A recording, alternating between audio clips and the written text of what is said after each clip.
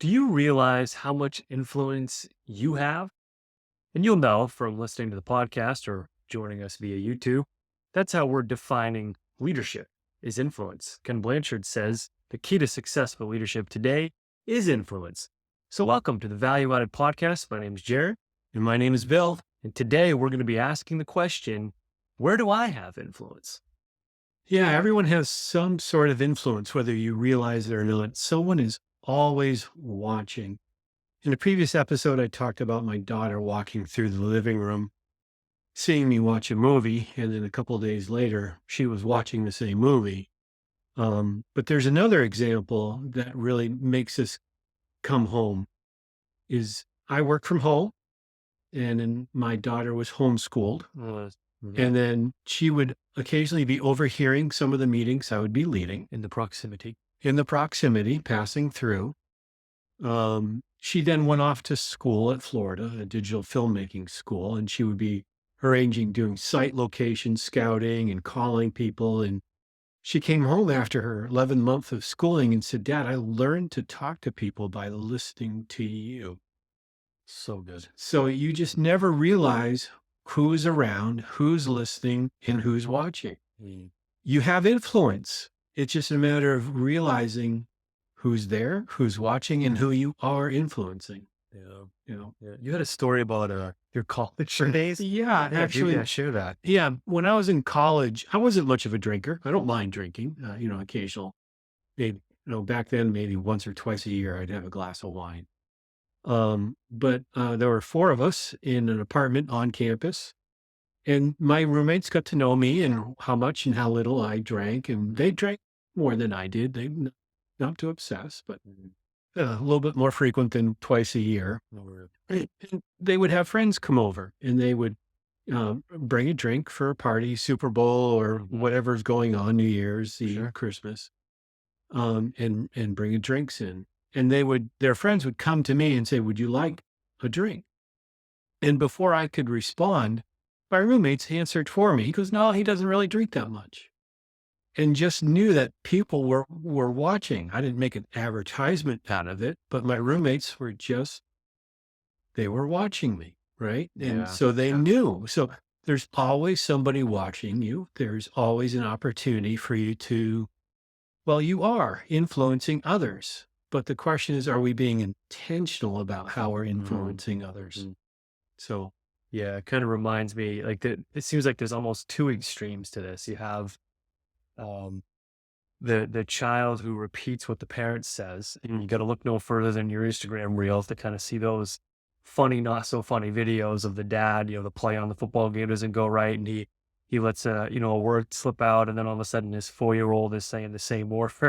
And the mother is trying not to laugh but trying to correct the kid. So there's you're absolutely right, Bill. There's little ones listening. There's people watching, and then you think of even the movies that we watch where you have a leader who comes in, he emerges out of nowhere, or a superhero or what have you, and he clearly has the influence on the people because by the end of the movie, like the people are ready to go to bat for the superhero. They're ready to die for Superman type of a thing, and you see that all the time. And so sometimes you don't know the influence you have, and then sometimes it's really obvious. And I bet if you think about it, you and I and others watching could probably, or listening, think of people that you've watched, leaders that inspired you Mhm. just by them living their lives. And you've been watching them. Yeah, Yeah. yeah, So it happens to all of us. excellent thoughts. So just a couple of reminders about leadership and influence. John Maxwell, he defines it. He's my favorite leadership author and it inspired me quite a bit. He says the true measure of leadership is influence, nothing more and nothing less. So, a couple of things to keep in mind to ask ourselves, and Jared and I self examine on a regular basis. Mm. Why do we want to be a leader? What's the purpose? Is it to build myself up?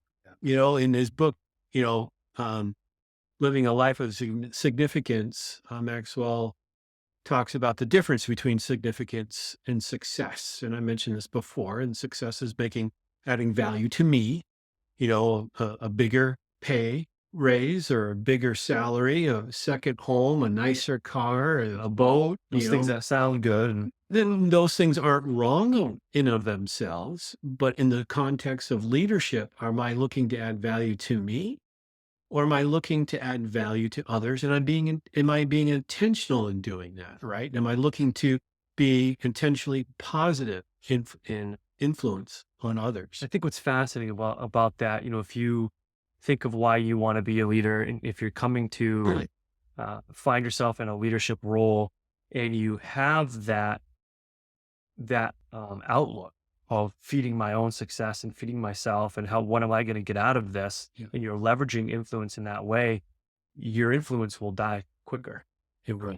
Yes. Very So, quickly, very fast. but you have your motivations on here as well that Y- we want to talk about. Yeah, and I mentor leaders, young leaders, not young in age, but being new to leadership. I mentor them at work. And sometimes you can easily tell when someone has a motive. They want to be a leader because they want all the benefits that come with being a leader, but not willing to sacrifice. One time, John Maxwell tells a story where he gave a talk on leadership, and this young man came up to him and said, "I want to do what you do." And John Maxwell looks at him and says, "Well, are you willing to do what I did to be able to do what I do? Are you really to put in the sweat, blood, tears, sacrifice, putting others first to be able to do what you do?" I actually one time talked to our pastor Foad about wanting to speak at a conference. Mm. And he's like, "Bill, really meeting people, talking to people, getting to know them face to face is what really gives you permission to speak into their lives, not being on a podium. Mm. It's just a matter of investing, being intentional on a Right. personal level."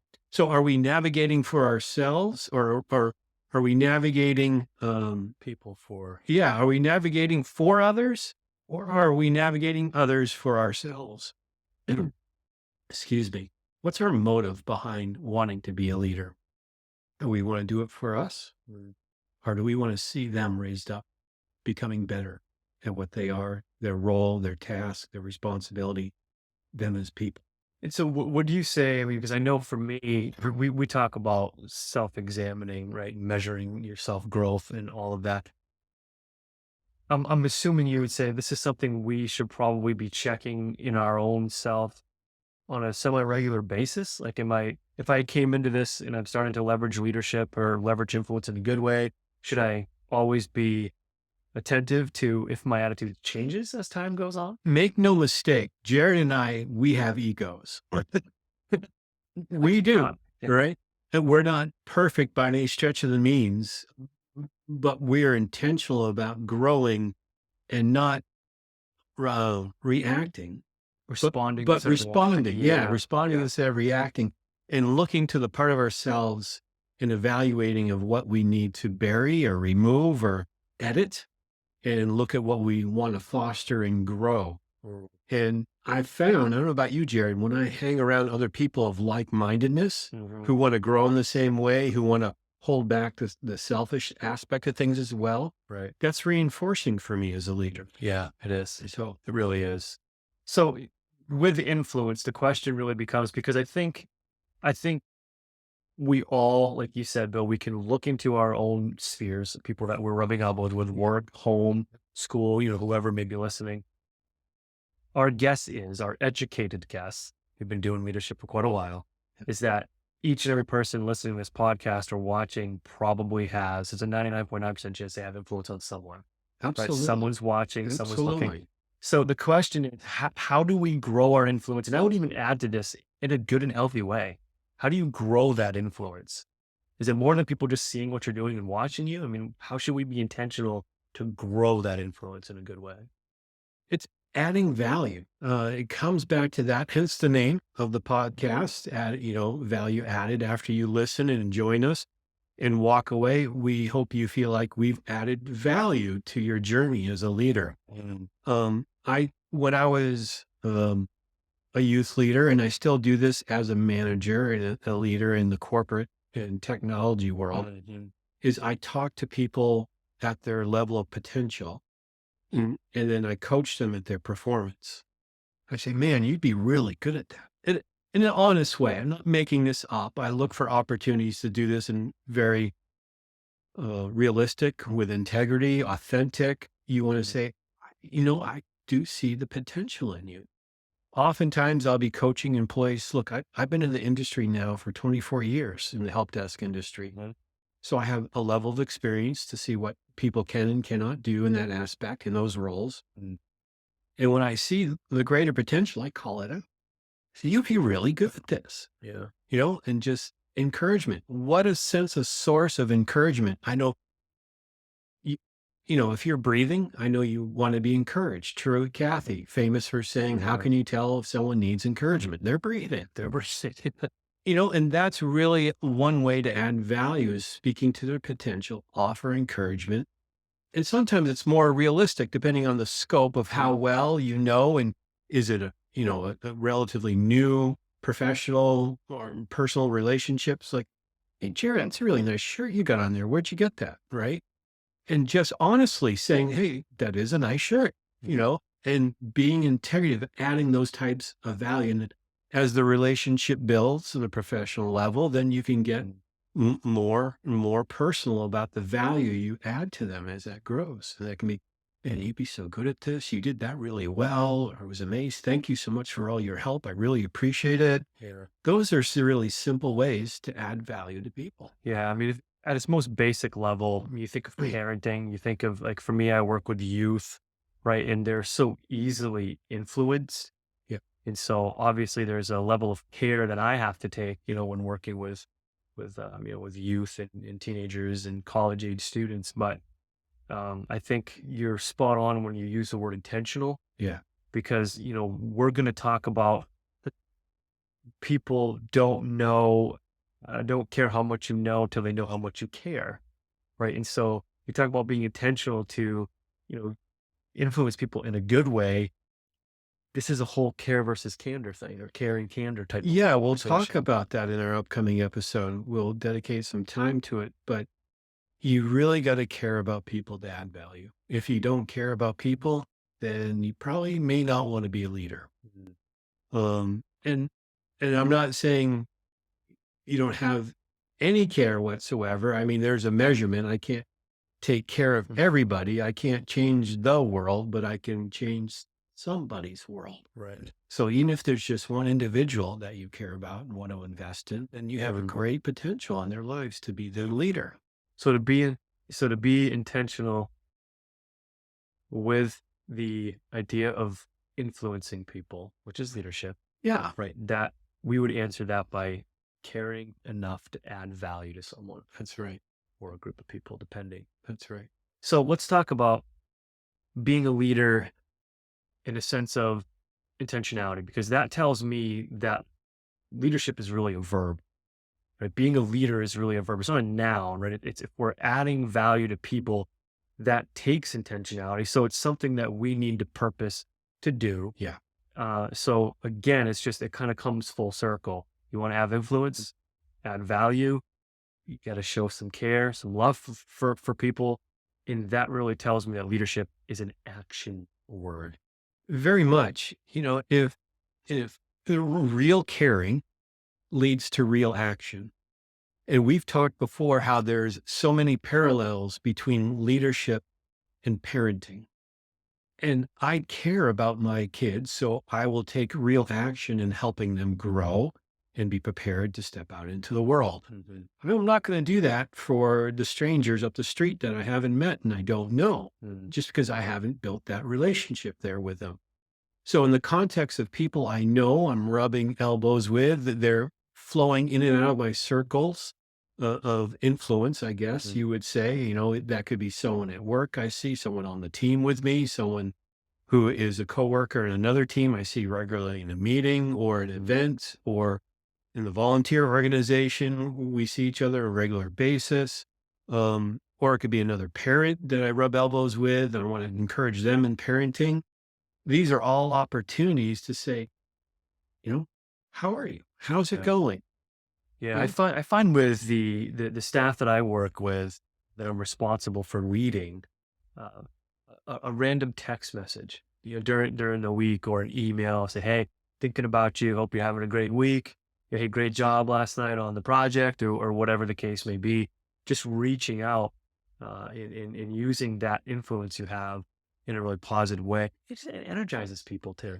It does. It's a big deal. Huge. I have a co-leader at work who's overseeing a project. He's leading the project I'm on. And after one of the meetings, he and I left in the room. And I said, man, you did really good leading that meeting. Thank you very much. And his eyes kind of brighten up a little bit, right? Yeah. So it's that kind of stuff. Yeah. It really is. I mean, if we were to give a real simple example of what this really looks like, as basic, Bare bottoms, Bare bottom. cookies on the bottom yes, shelf. cookies on the bottom Yeah. shelf. Thank you. Yeah. Maybe it looks like if you ask someone a question, right? Like, how are you doing today? Are we going to care enough to stick around for the answer? I Right. mean, that's pretty basic, isn't it? It is. Good leaders they're gonna take the time, they're gonna care, they're gonna stand there, they're gonna be fully present, and they're gonna listen intentionally for your answer, and maybe even repeat some things, or questions will come from your answer to them. I mean, I remember working with some bosses who were so intentional about that. They would say, "Hey, Jared, come jump in the truck. We're gonna go grab something," and they didn't need my help for that 15-minute run to the hardware store, Yeah. right? But they wanted to intentionally invest in me, right? And use that influence for my benefit. And I've also worked with some that, they'll get the project, they'll show up at the end of the day, they're ready to go to work when everybody else is ready to clock off, and they're trying to get you to work Yeah. overtime. It's like, we're all going home, dude. Where you Yeah. been all day? So that's kind of a bare bottoms. And when you ask someone a question, you ask your child a question, or someone who's underneath of you or even above you, to have influence, you got to kind of stick around for the answer. You got to care about the answer. Mm. And you may have to pull the answer out of them That's a good point. as you start to build the relationship and prove to them that you actually care. Mm. Sometimes you go, hey, how are you doing? Fine. Well, as we joke about, It's a natural reaction. Yeah, what does fine stand for? Yeah. Fouled up, insecure, neurotic, and emotional. FINE. Yeah. No. Okay, that's a nice answer, but how are you really? I actually want to know. Really, how was your week? How's it going at home? How are the kids? Are you having any problems at work? Any hurdles in work that I could help remove for you to make life easier for you? That kind of thing. And showing that intentionality really demonstrates how much you care, and that builds. the And I think influence. too, like this whole idea of adding value in this way, Yeah. by being intentional, be conversational, to invest in someone's, personal, private life, and caring enough, right? I think it levels up, pardon my using Our it slogan- levels up our influence, It does. I think. And that's a really, really big deal. And I also think that if you're listening or watching, and we know this to be true of ourselves, this is a skill that we can learn. Yes. I mean, to practice actually being intentional, I think is a skill that we all can learn. And sometimes in the case we can master it. If leadership truly is influence, then that's a skill you can be practiced. Anybody can. Really. Yeah. I think one of the ways that I try to practice this is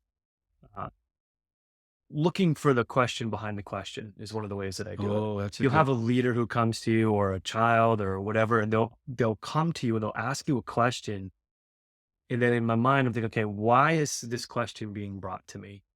Is there a reason you need some PTO, right? What's the reason you need to leave early today? Like what's really the question behind the question? And I think it does two things. One, it promotes honesty between a Yeah. leader and somebody you're leading or influencing. Right? Yeah. But I think it also, it helps you grow in that field of intentionality with people. The more you practice looking beyond the Very much. question. I had a peer at work who would lead a team of employees, and he would go into a coaching session with one of the team members, and they would start chit-chatting. How you doing? How's the week been? And the employee would ask him, how are you? And he said, well, I was in a car accident this week and not doing, and and the employee would, really? Are you okay? What happened?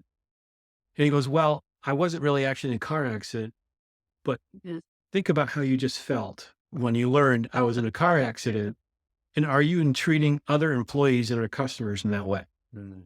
Really? Kind of a not, I wouldn't go about doing it that way, but he did. It's a good Um, point, though. but It's it's a a good good point. point that are you really demonstrating care for your fellow peers and customers or volunteers or people that you work with? Mm. So, Mm. um, That's really good. yeah, So let's give a couple of applications. I mean, you're talking again, we're talking about how to influence someone or using the influence you already have and finding that. And we're talking about adding value to people really is how you can influence them for the better right. in a good way. So the applications being number one, after you locate or find one person, because we want to start small. Mhm. I'm not going to Yeah. go out and look to influence everybody at the supermarket today, right? Or everybody at the school or whatever. Yep. So finding one person and finding out what's important to them make important to me. So what's important to others, we make important to us. That's right. I did this when I was a youth pastor in ministry. Mm. I would tell this to the parents of my teens. I would tell this to my volunteer staff. Right. How do you connect with the adults or how do you connect with the teens? And then staff, how do you connect with their parents? Right. Is whatever's important to them, make important to you. Do they have a hobby? Are they interested in sports? What's their favorite sports Go to the team? games if you can. Well, yeah, go to watch the kids play their games at Mhm. school if you can. Take notes on what they are interested in so you can come back and ask them about it later. Go Yeah, learn. right. Don't dive into a hobby that you're not super interested in yourself, but learn enough so you can have conversation with. Right. Yeah. Right. And secondly, this almost goes without saying, but we have to say it. We need to love and value others more than our position. That's right. If you're a leader and you have position, you have rank, you have authority, it's putting other people in their needs, right? It's oftentimes their desires above our position, valuing that more That's than our right. position. It's having their back, right? Yeah. And it's also when someone is accusing them or coming after them, it's protecting them, or it maybe you take the hit yourself and say, that was my fault, my My fault, my fault. responsibility. I oversee this. That's on my end. And you take that off of them. Yeah. Yeah. No, that's a big deal. We have my current role. Our leaders right now are learning how to do that. Mm. We've had some things, some situations, I guess we'll call them, and teaching other leaders how to take bullets for the team is a big deal. It is a big deal. It's a big deal. And third, I think the last thing we'll share, the last application is lifting people to a higher level by the heart. And that just is a way of showing, I think, the depth that influence can have, where we look at it through the lens of adding value to people. I think that lifting them higher by the heart is a big deal. Yeah. And you can also use as we spoke earlier, the word encouragement, right? Yeah, you can. Yeah. That's really one easy way to start lifting people by the heart is giving them encouragement, Mhm. giving them thanks for the work they've done. Absolutely. So maybe it's something everyone's doing. Maybe it's a common aspect of their role, of their function, of their job, but just every once in a while say, hey, thank you. I really appreciate that. Well done. And I don't know about you, Bill, but I'll go the extra mile for Mm-hmm. someone I know who cares. Very nice. It's plain and simple. If I'm showing up to work and the person I'm responsible to, show my work at the end of the day, if I know that they don't value me or care, Yeah.